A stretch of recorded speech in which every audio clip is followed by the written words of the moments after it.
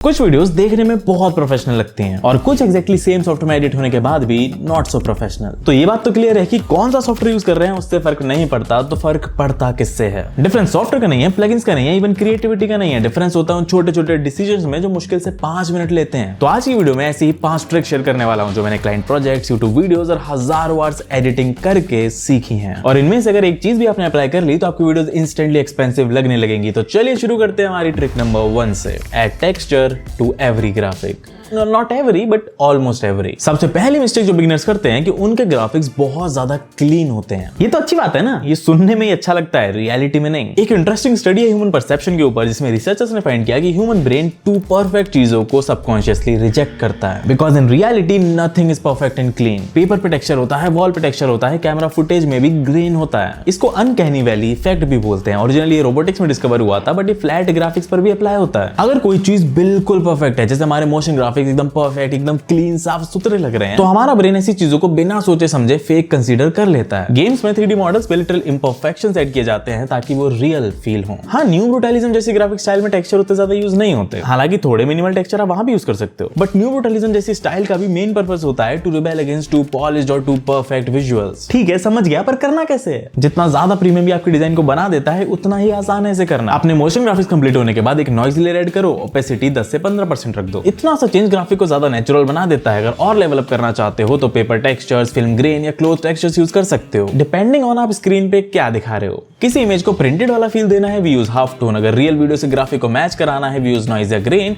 कोई article, coat या कुछ भी इंफॉर्मेटिव चीज दिखा रहे हो, you can use paper texture. बोल तो ऐसे रहा है जैसे फ्री में मिल जाएंगे टेक्सचर। अगर टेक्सचर के लिए रिसोर्सेज की बात करें तो you can use texture labs, मिक्सकेट या फिर पॉली हेवन। तीनों ही फ्री वेबसाइट्स हैं। अब मस्त हर ग्राफिक के ऊपर डाल दूंगा, इनको वीडियो के ऊपर ऐसे ही नहीं डाल देना है। हाँ, ओपेसिटी कम कर दूंगा। ओपेसिटी नहीं, you have to use blending modes here. अगर ब्लेंडिंग मोड आपको नहीं पता तो बहुत सिंपल तरीके से समझाने की कोशिश करता हूं। ऑलमोस्ट हर सॉफ्टवेयर में ये सारे ब्लेंडिंग मोड्स अवेलेबल होते हैं। इनमें से ऊपर वाले व्हाइट्स को रिमूव करते हैं, नीचे वाले ब्लैक्स को रिमूव करते हैं और उसके नीचे वाले ग्रेस को रिमूव करते हैं। अब डिपेंडिंग ऑन कि आपका टेक्सचर कैसा है, you will most probably use screen, multiply and overlays वाले ब्लेंडिंग मोड्स। मैं तो पर्सनली जब भी कोई मोशन ग्राफिक बनाता हूं तो उस पे कोई ना कोई टेक्सचर जरूर ऐड करता हूं। मेरे पर्सनल फेवरेट है नॉइज एंड हाफ टोन। आप अपनी स्टाइल या प्रेफरेंस के हिसाब से चूज कर सकते हो, क्योंकि टेक्सचर से कैरेक्टर ऐड करते हैं वीडियो में। 5-10 मिनट का काम है, लेकिन कितना डिफरेंस आता है वो तो आप समझ ही गए होंगे। मजा आ गया भाई, अभी तो और मजे आएंगे। चलते हैं हमारे ट्रिक नंबर 2 पे। Stop cutting only on beat. ये पॉइंट थोड़ा इंटरेस्टिंग है, क्योंकि हर बार तो ये सुना है कि बीट पे कट करो, और हाँ, वो गलत भी नहीं है। लेकिन अगर सिर्फ बीट्स पे कट कर रहे हो तो आप भी वही कर रहे हो जो ऑलमोस्ट हर एडिटर करता है। यहाँ एक साइकोलॉजिकल कॉन्सेप्ट काम करता है जिसे कहते हैं प्रेडिक्टिव प्रोसेसिंग। हमारे ब्रेन को अगली आने वाली चीज एंटिसिपेट करना बहुत पसंद है, बट जब वो चीज एक्सपेक्टेड मोमेंट पे आ जाती है तो बहुत नॉर्मल लगता है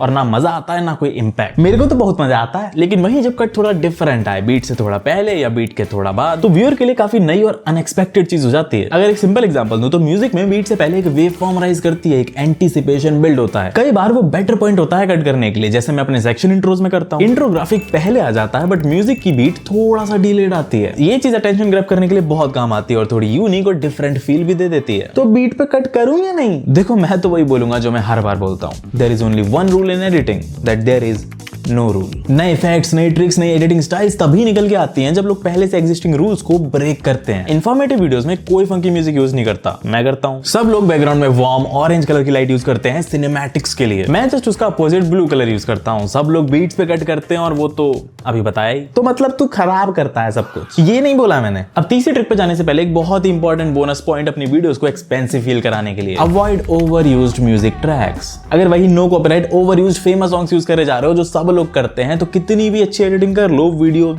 चीप ही लगेगी। पर फ्री में अच्छे म्यूजिक मिलते कहां हैं? हाँ, वो एक रियल इशू है। तभी मैं पर्सनली एपिडेमिक यूज करता हूं अपने सारे म्यूजिक के लिए। अच्छा भी है, epidemic is one of the best, because इस पे आपको 55,000 से ज्यादा प्रीमियम म्यूजिक की लाइब्रेरी मिलती है। आप स्पीड, इमोशन, इंस्ट्रूमेंट के हिसाब से तो म्यूजिक ढूंढ ही सकते हो, पर कंसिस्टेंसी मेंटेन करने के लिए अगर कोई म्यूजिक अच्छा लगा तो सेम फील के मल्टीपल ट्रैक्स के लिए फाइंड सिमिलर का ऑप्शन भी है। और सबसे क्रेजी चीज तो है इसका स्टूडियो फीचर। इस पे बस वीडियो अपलोड करो and perfect music and sound effects automatically हो जाते हैं। है ना क्रेजी चीज। प्रीमियर और दाविंची के लिए प्लगइन भी अवेलेबल है, जिससे डायरेक्टली सॉफ्टवेयर के अंदर ही स्टूडियो फीचर को यूज करो एंड देन म्यूजिक और साउंड इफेक्ट्स को डायरेक्टली टाइमलाइन पे ऐड कर सकते हो। इसीलिए epidemic is right now one of the best tools for editors. Epidemic ने ऑलरेडी इंडिया में प्राइसेस काफी कम कर दिए हैं, बट अगर आप बाय 50 कोड यूज करोगे तो 50% ऑफ और मिल जाएगा फॉर 3 मंथ्स। तो ट्राई करो एक बार, मजा आ जाएगा। बाकी thanks to Epidemic for sponsoring this video. आगे बढ़ते हैं ट्रिक नंबर 3 पे। Stop using default ease in animation. Normal linear animation बहुत रोबोटिक लगते हैं, तो हम लोग क्या करते हैं, ईज आउट डालते हैं, ईज इन डालते हैं और काम खत्म। यही तो होता है, कुछ भी मत बोल। हाँ यही होता है, बट रियल लाइफ में चीजें इतने सिमेट्रिकल तरीके से मूव नहीं करती। Default ease in ease out animation को एक्जैक्टली 50-50 स्प्लिट करता है और इसी वजह से आर्टिफिशियल लगता है, थोड़ा स्मूथ बट आर्टिफिशियल। और जैसा हमने पहले पॉइंट में समझा कि टू परफेक्ट चीजें एक्सपेंसिव या प्रीमियम नहीं लगती, तभी मैं चीप लगता हूं। कुछ भी सॉल्यूशन बहुत ही सिंपल है। ग्राफ एडिटर खोलो, ऑब्जेक्ट को डेस्टिनेशन तक जल्दी पहुंचा दो और फिर उसे सॉफ्टली सेटल होने दो। बेसिकली आपका एनिमेशन ग्राफ कुछ ऐसा दिखेगा। ये टेक्निक है जिसको डिज्नी एनिमेटर्स ने नाम दिया फास्ट आउट स्लो इन। ये प्रिंसिपल 1981 में डिफाइन हुआ था, बट आज भी एप्पल और गूगल अपनी यूआई एनिमेशंस में इसी को फॉलो करते हैं, because this is based on Newton's law of inertia. अब पढ़ाई मत चालू कर, पढ़ाई ना करनी पड़े इसलिए तो एडिटिंग चालू करी। ठीक है ज्यादा कॉम्प्लेक्स नहीं करता, बस इतना समझ लो कि इससे एनिमेशंस में एक वेट आ जाता है, एक मोमेंटम आ जाता है। व्यूअर को पता नहीं चलेगा कि क्या चेंज हुआ, बट फील जरूर होगा कि ये ज्यादा प्रोफेशनल लग रहा है। इसलिए डिफॉल्ट इजी ईज डालने की जगह ग्राफ्स को कभी-कभी थोड़ा चेंज करके भी देखो। एनीवेज चलते हैं हमारे ट्रिक नंबर 4 पे। Focus seriously on typography. कई लोग बहुत मेहनत करते हैं इफेक्ट्स और ट्रांजिशंस पे, पर टेक्स्ट, ये डिफॉल्ट फॉन्ट, ग्रीन कलर और ब्लैक स्ट्रोक मत करो। मैंने टाइपोग्राफी पे वैसे तो एक पूरी वीडियो बना रखी है, बट अभी के लिए एक सिंपल रूल समझो, जस्ट क्रिएट कॉन्ट्रास्ट। अगर टाइटल में 4-5 वर्ड्स हैं तो एक मेन वर्ड को हाईलाइट करो, बोल्ड और थिन फॉन्ट को साथ में यूज करो, सैंस सेरिफ और कर्सिव फॉन्ट्स का कॉम्बिनेशन यूज करो। ये सिंपलेस्ट ट्रिक्स हैं to create contrast in your text और फॉन्ट्स। एंड देन टाइपोग्राफी से हायरार्की क्रिएट करो। सब कुछ सेम साइज में नहीं रखना होता, जो ज्यादा इंपॉर्टेंट है वो बड़ा, फिर उससे छोटा छोटा छोटा छोटा छोटा।